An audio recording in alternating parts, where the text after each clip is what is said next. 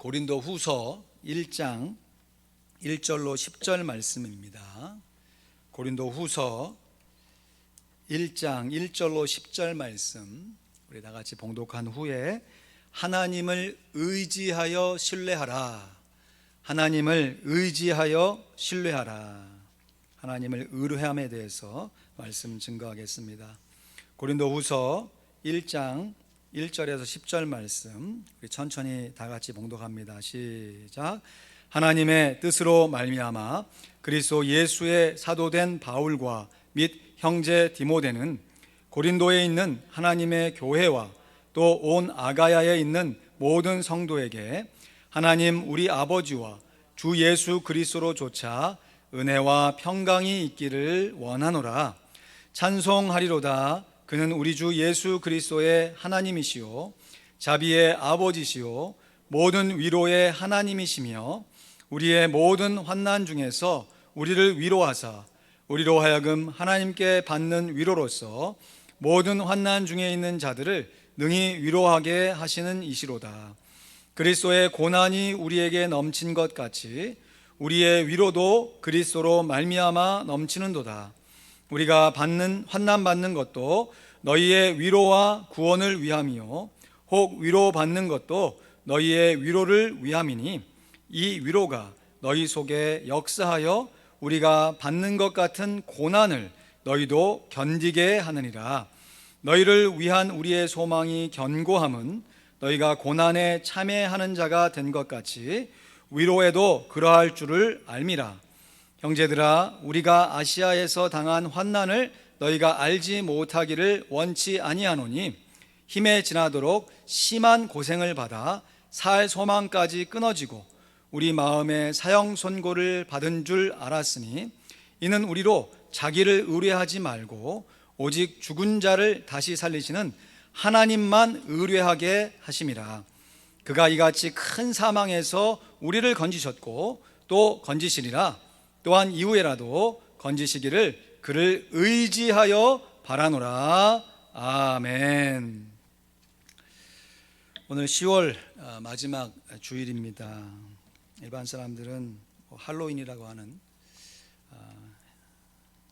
절기라고 하면 좀 이상하지만 참 일로 인해서 발생한 한국의 참사 너무 가슴이 아픕니다. 하지만 우리 개신교에서는 10월 마지막 주일, 특별히 그 마지막 날 31일을 종교개혁 기념일로 지키고 있습니다. 1517년 마틴 루터를 중심으로 불길처럼 일어난 이 종교개혁의 귀한 정신을 오늘 우리들의 마음 가운데 새롭게 다지며 새기는 귀한 주일이 되겠습니다. 사도 바울이 로마서 1장에서 말한 오직 의인은 믿음으로 말미암아 살리라 함과 같으니라. 이 말씀에 근거한 우리의 구원이 우리의 행위에 있지 아니하고 하나님의 은혜로 주신 믿음에 있음을 견고히 살아가는, 그래서 견고한 구원의 확신을 갖고 살아가기를 간절히 소원합니다. 지금까지 이 가을 지나가면서 다락방 성경 암송 대회를 준비하며 암송 구절 69절 중에서 A 파트 새로운 삶, 그러니까 수레바퀴의 삶이죠.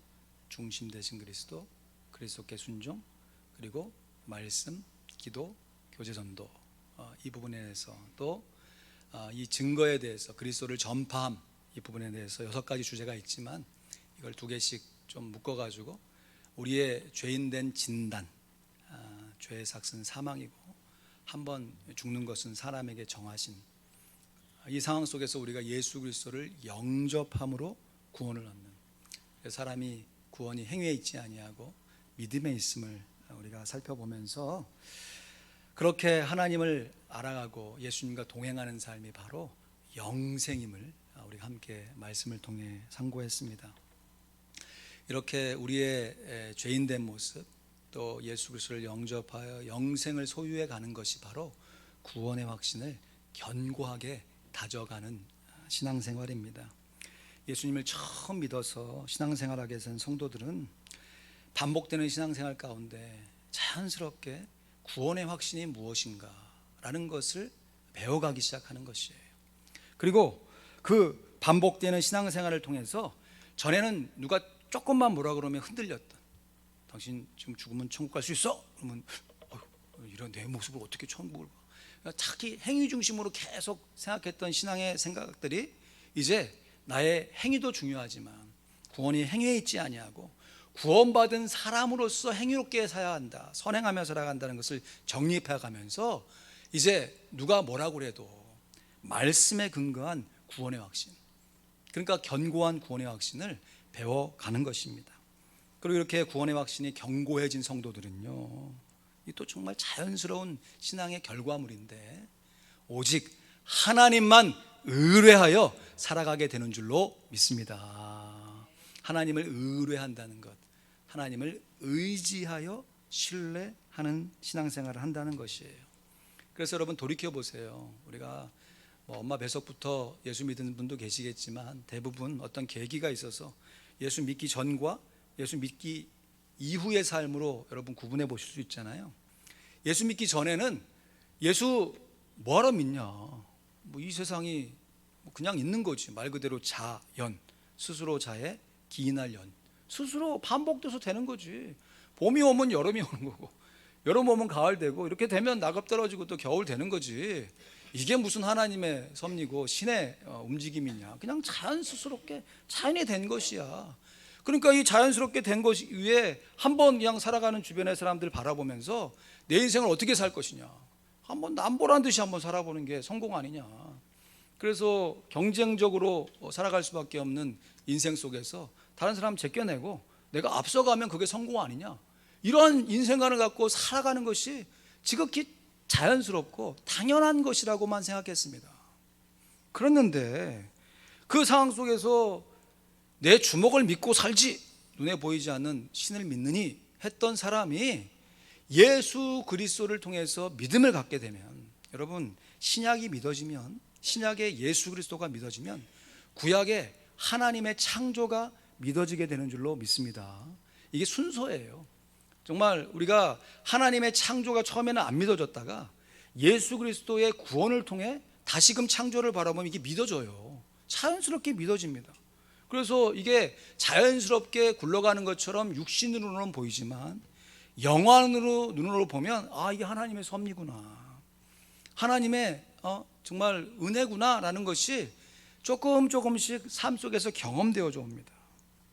그래서 교회 가면 무슨 밥이 나오냐 떡이 나오냐 이랬던 사람들이 예수를 믿고 말씀드린 구원의 확신을 점점 견고하게 다져가는 과정 속에서 예배드리는 것이 정말 큰 복이구나, 한 번 사는 인생 가운데 하나님을 섬기고 사는 것이 내 인생이 얼마나 큰 복인가 라고 하는 것을 깊이 있게 체험하게 되는 것입니다.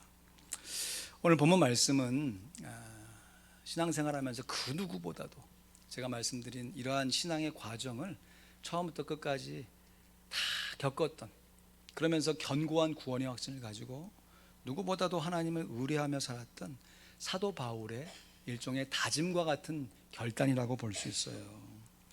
사도 바울이 자신의 의지를 들여 내가 남은 인생 이제 하나님만 의지하여 살겠다라고 결단하는 그의 신앙 고백을 함께 보시면요, 오늘 보면 9절에서 10절 말씀 우리 같이 읽어볼까요? 시작. 우리 마음에 사형 선고를 받은 줄 알았으니 이는 우리로 자기를 의뢰하지 말고 오직 죽은 자를 다시 살리시는 하나님만 의뢰하게 하심이라. 그가 이같이 큰 사망에서 우리를 건지셨고 또 건지시리라. 또한 이후에라도 건지시기를 그를 의지하여 바라노라. 여기서 먼저 내 마음이라 안 그랬죠? 우리 마음이라고 그랬잖아요.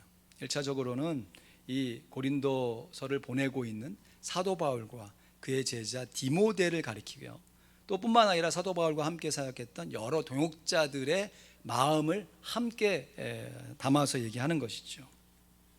그런데 이러한 사람들의 마음이 즐거운 마음이 아니라 그 마음에 무슨 선고를 받았다고 그랬습니까? 사형 선고를 받았대요.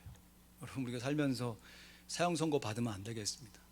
여기서 말하는 한 번 인생의 정한 언제일지 모르지만 우리의 마지막 죽음, 이 사형 선고도 선고지만 그 마음 가운데 이제 살 소망이 끊어져 가지고 더 이상 살아가지 못하겠다 할 정도의 큰 어려움이 사형 선고와 같다는 것이에요.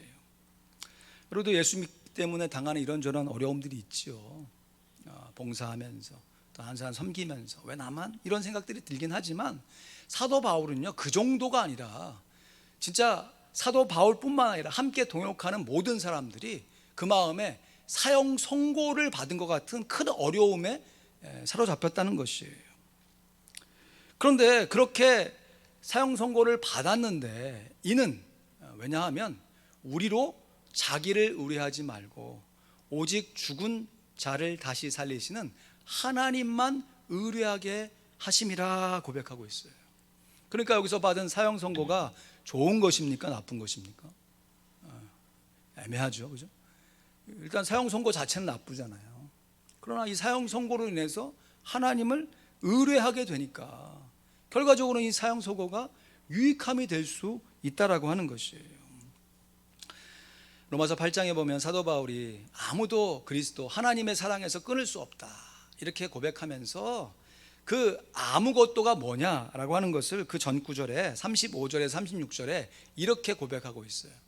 누가 우리를 그리스도의 사랑에서 끊으리요 하면서 환난이나 공고나 핍박이나 기근이나 적신이나 위험이냐 칼이라 7가지 기록된 바 우리가 종일 주를 위하여 죽임을 당케 되며 도살할 양같이 여김을 받았나이다 함과 같으니라 했어요.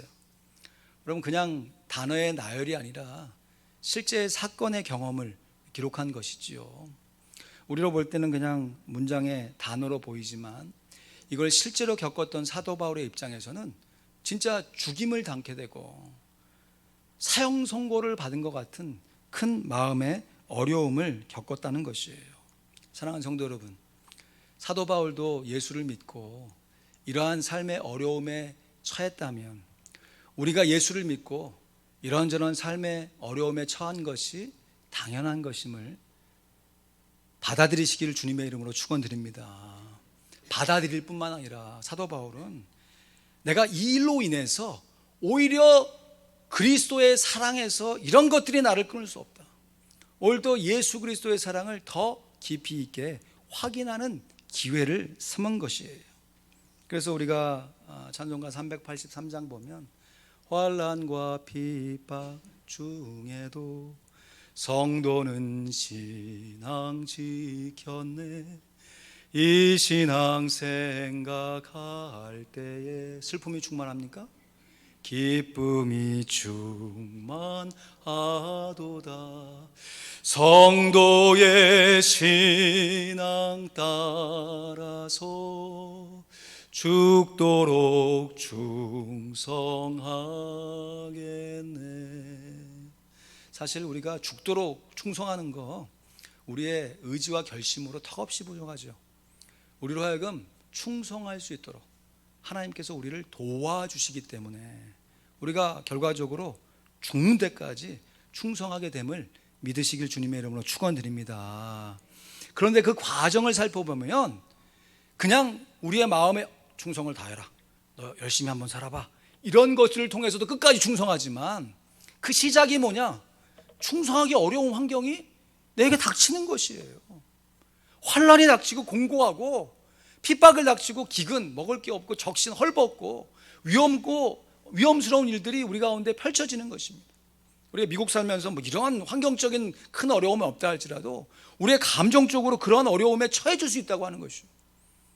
갑자기 다른 사람이 나를 막 해하려 하는 것 같은 관계 안에서 막 이상한 마음이 막 들어가고 나만 혼자 애쓰고 수고하는 그런 마음들이 막 복잡해지면서 야 진짜 이렇게 해가지고 신앙생활 앞으로 계속할 수 있을까 싶은 환경이 우리에게 펼쳐진다는 것이에요.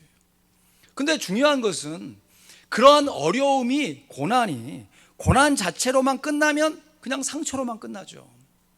근데 놀라운 것은 그 고난이 분명히 상처가 되었지만 그 상처를 통하여서 하나님을 의뢰하게 되면 그 의뢰함을 통하여서 그 상처를 통하여 하나님께 영광을 돌리게 된다는 것입니다.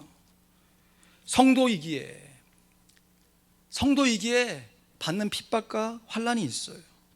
그런데 도리어 이 환난과 핍박이 성도로 하여금 하나님만을 의지하게 하는 계기가 되어진다는 것이에요. 그래서 성도들이 사망에 처한 것 같은 어려움에 빠지기도 하지만 사도 바울의 고백대로 성령의 능력이죠. 하나님의 은혜입니다. 우리의 순종을 포함한 하나님의 위로하심이 우리를 탁 짚어줘서 우리가 어떤 상황 속에서도 하나님만 의뢰하는 그 일을 통해서 우리에게 주어진 이 구원의 확신이 이제 견고함을 넘어가지고요, 나 혼자만 견고한 것이 아니라 다른 사람을 견고케 만드는 정말 하나님 주신 분명한 반석과 같은 구원의 확신을 갖게 되는 것이에요. 이러한 신앙관으로 매일 살아가는 성도들이 되어져야 되는데 참 말처럼 쉬운 것은 아니죠. 하나님께서 주신 이 분명한 위로와 사랑이 있음을 우리가 알면서도 누구나 다 처음에는 당황하게 되어 있습니다. 그래서 이런 상황에서 어떻게 신앙생활을, 이런 마음이 딱 들 때 이제 그 신앙생활을 반복해 가면서 분별해낼 수 있어야 돼요. 초짜들은 당황하고 하나님 내가 기도하면 무조건 들어 응답해 주시는데 내가 기도해도 왜 하나님 응답해 주지 않지? 라고 해서 넘어지지만, 그래서 그 넘어지는 것도 과정이죠. 그래서 주변 사람들이 함께 기도하고 세움을 입어서 이제 그런 반복들이 어느 정도 자기의 삶에 자리 잡힌 성도라면 스스로 깨달아야 돼. 스스로 하나님이 나로 하여금 이 계기를 통해서 다른 사람 의지하지 아니하고 하나님만 의지하기 위해서 나의 신앙을 견고하게 해주시는 기회를 주시는구나. 이 분별력을 갖는 것이 어찌 보면 신앙이 성숙해 가는 증거인 것이에요. 그리고 이것이 실제적으로 우리의 인생 가운데 영생을 맛보며 살아가는 것입니다. 그래서 즐거울 때는 찬송함으로 기쁜 마음으로 하나님 앞에 영광을 돌리지만, 여러분 사망 선고를 받는데 어떻게 기뻐요? 어떻게 즐겁습니까? 슬프지만 십자가를 기억하면서 기도하며 인내할 수 있는 것이, 그럴 때 참 놀랍게도 기쁘고 즐거울 때 우리가 하나님을 닮아 하나님께 영광 돌리는 것도 크지만, 슬프고 어려울 때 남들이 알아주지 아니하고 홀로 기도하는 것 같은 그 순간 속에서 하나님을 새롭게 만나고 경험하는 것이에요. 한 컷짜리 카툰을 봤는데 세 가지 화분의 모습을 딱 보여주더라고요. 첫 번째 화분은 그 씨가 땅에 심겨가지고 위로 그냥 줄기를 쫙 맺혀가지고 열매를 주렁주렁 맺고 있는 아주 예쁘고 풍성한 화분 하나를 딱 보여줘요. 처음 화분은 뭐 그 열매가 처음부터 왔겠습니까? 씨가 이제 땅에 떨어지는 그 장면 컷을 하나 딱 보여주는 사진이고, 그 가운데 사진은요, 그 위에 뭐 줄기고 열매고 아무것도 없어. 그냥 화분 안에 씨가 땅 속에 묻혀 있는 사진이에요. 여러분, 우리는 우리의 인생 가운데 이거를 한꺼번에 보니까 씨가 땅에 떨어져서야 발화가 돼서 열매를 맺는다는 거 알죠. 그렇게 자연 환경을 통해서 익숙하게 알면서도 내가 내 신앙 가운데 열매를 맺기는커녕 땅에 떨어져서 심겨 들어와가지고 땅 속에 있으면 얼마나 어두컴컴합니까? 그 상황 속에서 아무것도 일어나지 않는 그 상황 속에서 쉽게 절망하는 우리의 모습을 본다는 것이죠. 이것이 하나의 과정으로 되어진다는 것을 인정하는 사람은 지금 이 내가 땅에 떨어져서 열매를 맺기는커녕 줄기를 내기는커녕 그냥 땅 속에 묻혀서 아무것도 안 하고 있는 것처럼 보이지만, 결국 그 과정이 지나가야 거기서 싹이 트고 줄기가 나서 열매를 맺게 되는 것이잖아요. 때로는 다른 사람은 막 열매 맺고 화려한 꽃을 피고 뭔가를 하는 것처럼 보이는데 내 삶을 돌아보면 마치 땅 속에 묻혀가지고 아무것도 일어나지 않는, 나 혼자만 던져져서 버려진 것 같은 느낌이 들 때가 있다라고 하는 것이죠. 여러분, 이 느낌은 우리만의 느낌이 아니라 지금 사도 바울이 느낀 느낌이라는 것이죠. 우리가 종일 주를 위하여 죽임을 당케 되며 도살할 양같이 여김을 받았나이다 함과 같으니라. 함과 같다는 것은 이제 이사야 53장 말씀을 인용하고 있는 것이죠. 그리고 우리가 이 말씀이 궁극적으로 우리 구주 예수 그리스도께서 십자가에 달려 돌아가실 때 이러한 모습으로 십자가에 달려 돌아가심을 믿고 구원을 받은 것이잖아요. 그렇다면 우리가 예수님과 함께 동행해서 함께 살기를 원하여서 예수님처럼 사도 바울처럼 하나님께 영광을 돌리려면 우리에게도 이러한 하나님을 의지하게 만드는 삶의 고난을 즐긴다까지는 좀 어렵겠죠. 힘드니까. 그래도 감사함으로 인내할 수 있는 신앙의 성숙함이 있어야 한다는 것입니다. 제가 말씀을 준비하면서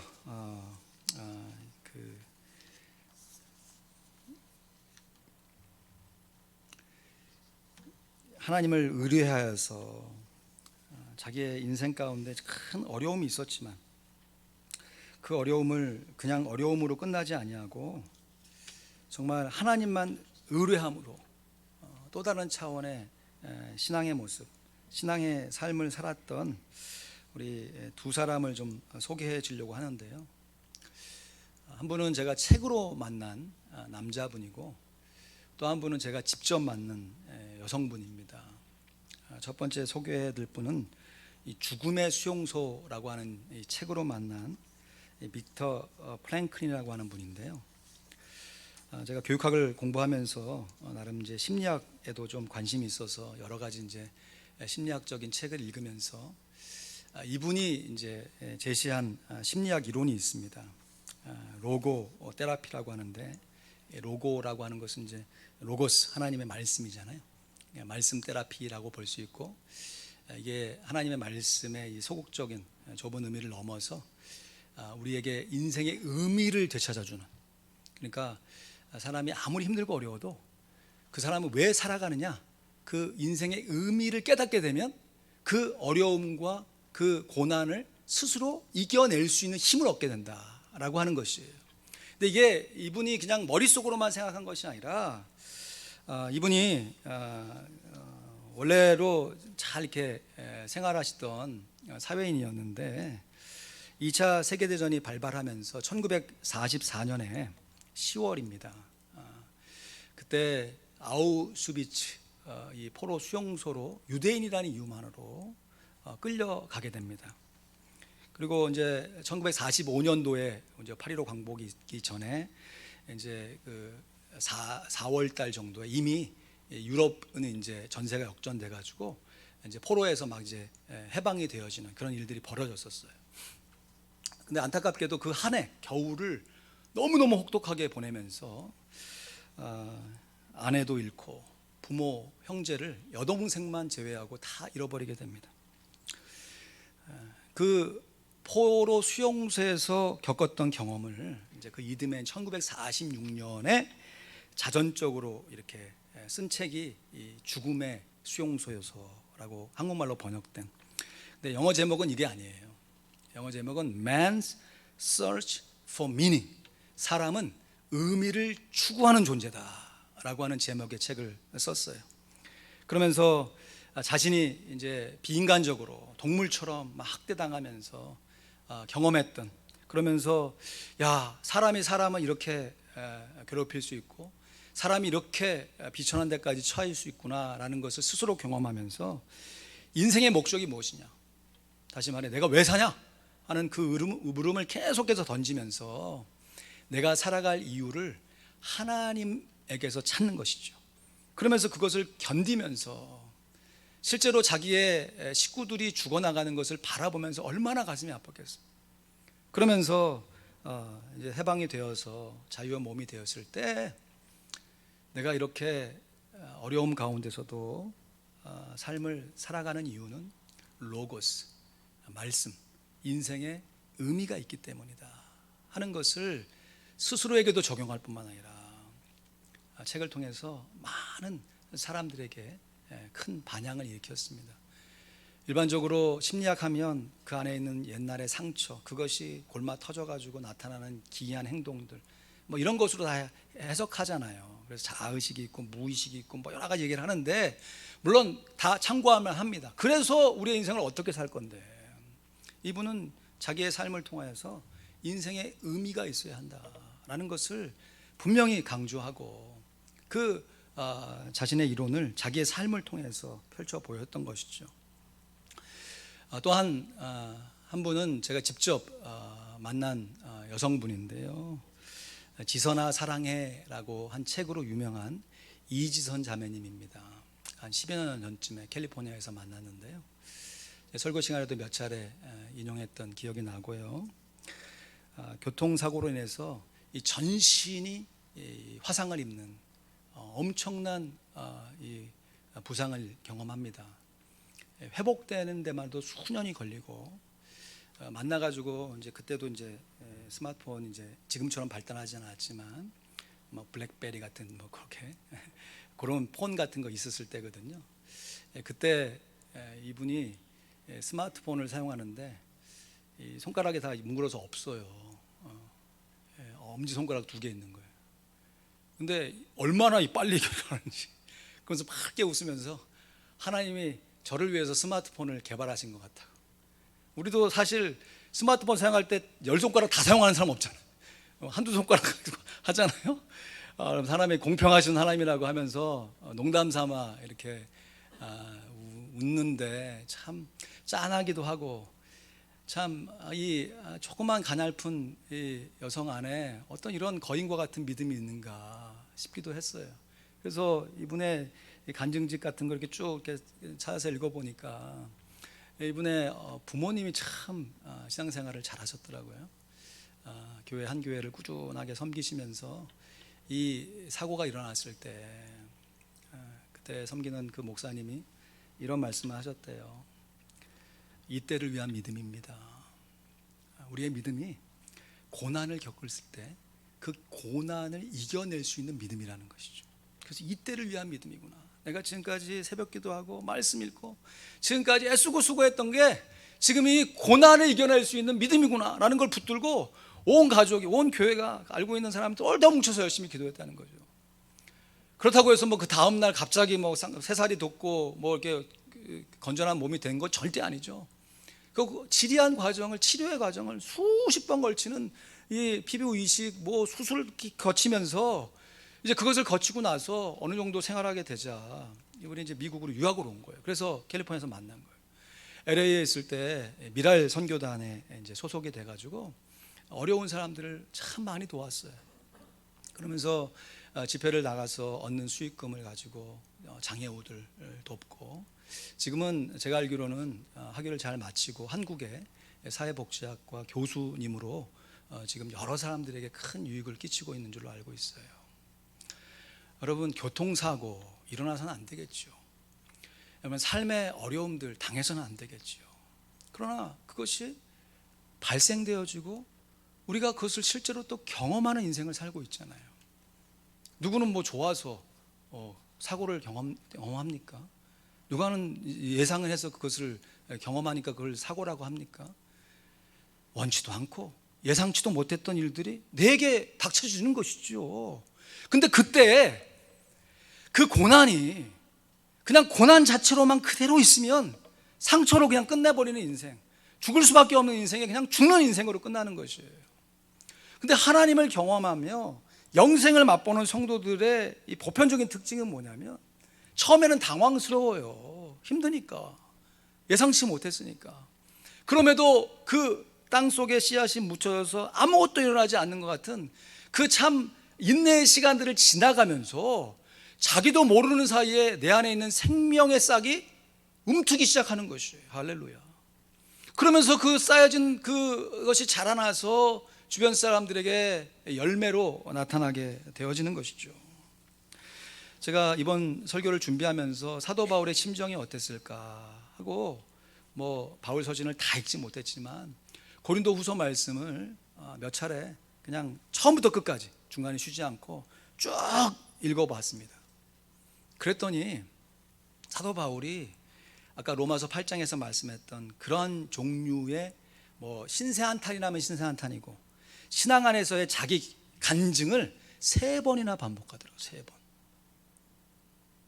한 번 반복한 게 아니라 3번 반복해. 내가 살 소망이 끊어졌다. 정말 이제는 죽을 것 같아 라고 하는 얘기를 고린도 후서에서만 3번 하더라고요. 그 나머지 3번째 쭉 읽을 때는 그게 저한테 이제 감정적으로 탁 이입이 돼가지고, 야, 얼마나 힘들었을까.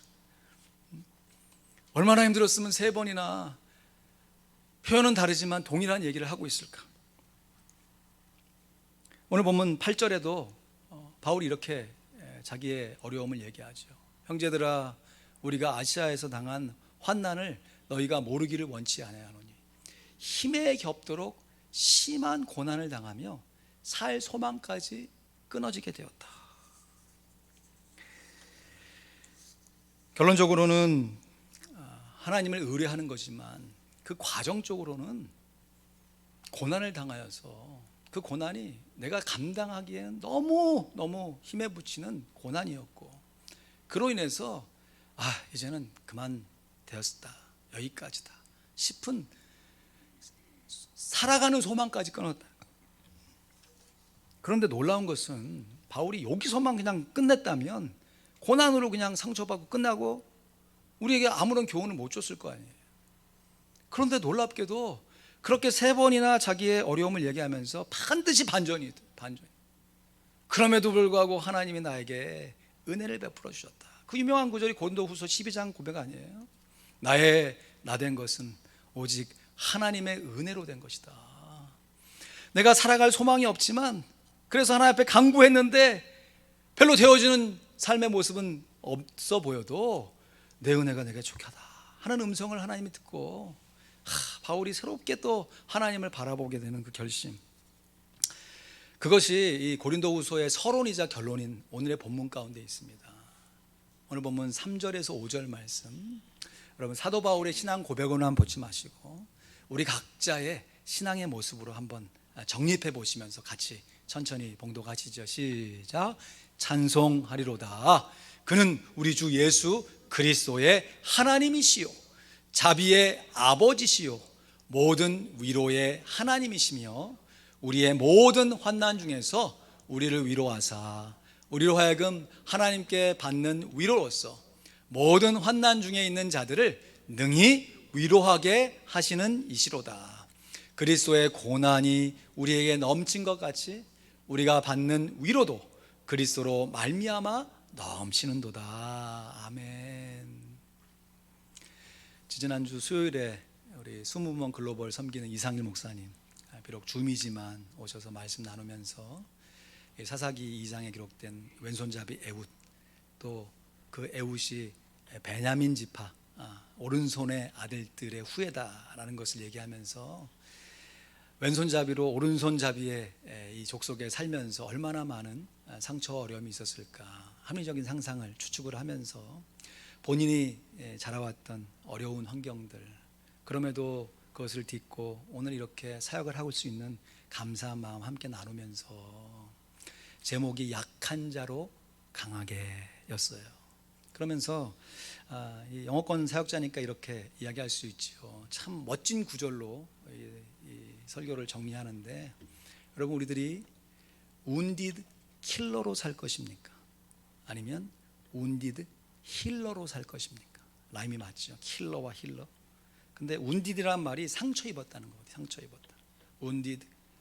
그래서 그 상처를 가지고 다른 사람 더 해코지 않은 킬러로 살 것이냐, 내가 상처를 받았지만 wounded 힐러, 다른 사람을 치유하는 예수님과 같은 사람으로 살 것이냐. 결국 우리가 약하지만 강하게 된다라고 하는 것은 그 약함 자체가 없어지는 것이 아니라 그 약함을 우리가 어떤 각도로 재해석하느냐에 따라 달라지는 것이죠. 그래서 나는 약하지만 내 안에 계신 예수 그리스도께서 강하기 때문에, 기억나시죠? 마룻바닥 비유. 마룻바닥 하나는 너무너무 견고하고 약해요. 그러나 그것이 함께 연결되어서 바닥에 깔려졌을 때 마루의 견고함이 나타나는 것이에요. 우리가 우리 스스로 함께 나아갈 때 이 상처로 인해서 대부분의 사람들이 자기 자신을 허물 뿐만 아니라 다른 사람을 힘들게 합니다. 그러나 하나님의 사람은 그 과정 속에서 그런 모습이 아예 안 나타날 수가 없죠. 그럼에도 반복되는 신앙생활을 통해서 영생을 맛보가면서 예수 그리스도께서 우리를 행하신 그 십자가의 그 사역을 기억하면서 나도 부족하고 연약하지만 예수님과 같이, 사도 바울과 같이 살아내리라 다짐하고 결심하고 순종하는 우리의 이러한 모습들이 하나님께 영광이 되고 우리로 하여금 우운디드 킬러가 아닌 우운디드 힐러로 우리를 인도하고 계시는 것이죠. 그래서 우리가 하나님을 의뢰해야 하는 궁극적인 이유가 뭐냐? 사도 바울이 제시하는 것은 영어로 표현하면 우운디드 킬러가 아니라 우운디드 힐러로 살아가게 하기 위함인 것이. 이러한 결심이 오늘 보면 6절 7절 말씀입니다. 제가 천천히 읽어드릴 때 여러분 각자의 삶에 좀 적용하시면 좋겠습니다. 고린도후서 1장 6절에서 7절 말씀. 우리가 환난 당하는 것도 너희가 위로와 구원을 받게 하려는 것이요 우리가 위로를 받는 것도 너희가 위로를 받게 하려는 것이니 이 위로가 너희 속에 역사하여 우리가 받는 것 같은 고난을 너희도 견디게 하느니라. 너희를 위한 우리의 소망이 견고함은 너희가 고난에 참여한 자가 된 것 같이 위로해도 그러할 줄을 알미니라. 우리 한번 같이 읽어볼까요? 시작. 우리가 환난 당하는 것도 너희의 위로와 구원을 받게 하려는 것이요 우리가 위로를 받는 것도 너희가 위로를 받게 하려는 것이니 이 위로가 너희 속에 역사하여 우리가 받는 것 같은 고난을 너희도 견디게 하느니라.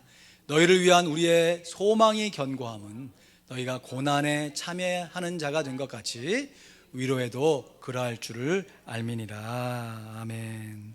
상처받은 살인자로 살 것이냐 상처 입은 치유자로 살 것이냐 말씀을 맺습니다. 여러분 주보를 좀 보시면요, 제가 성경 암송 구절 A, B, C 이렇게 기록하면서 거기에 빨간 글씨 까만 글씨로 그 주제와 내용을 이렇게 설명해 놨습니다. A파트 새로운 삶. 예수님을 처음으로 믿어 신앙생활하게 된 성도들은 자연스럽게 구원의 확신을 갖게 됩니다. B파트 그리스도를 전파함. 반복되는 신앙생활을 통하여 견고한 구원의 확신을 견고하게 갖추어 갑니다. 그리고 C파트 하나님을 의뢰함. 견고한 구원의 확신은 성도들로 하여금 자연스럽게 하나님을 의지하여 신뢰하며 살아가게 합니다. 그러니까 하나님만 의지하여 신뢰하는 삶이 이러한 과정을 통해 이루어진다라고 하는 것을 오늘 말씀을 통해 다시 한번 깊이 있게 깨달으시고 우리가 당하는 삶의 이런저런 고난과 어려움들을 하나님이 우리에게 주신 신앙의 성숙의 계기로 삼으시고 하나님께서 우리에게 예수 그리스도를 통해 보여주신 상처 입은 치유자로 우리도 이 한 세상을 아름답게 살아 하나님께 영광을 돌리며 하나님이 주신 영생을 더욱더 깊이 있게 맛보며 살아갈 수 있기를 우리 구주 예수 그리스도의 이름으로 간절히 축원드립니다. 아멘. 이 시간 한번 같이 기도하겠습니다.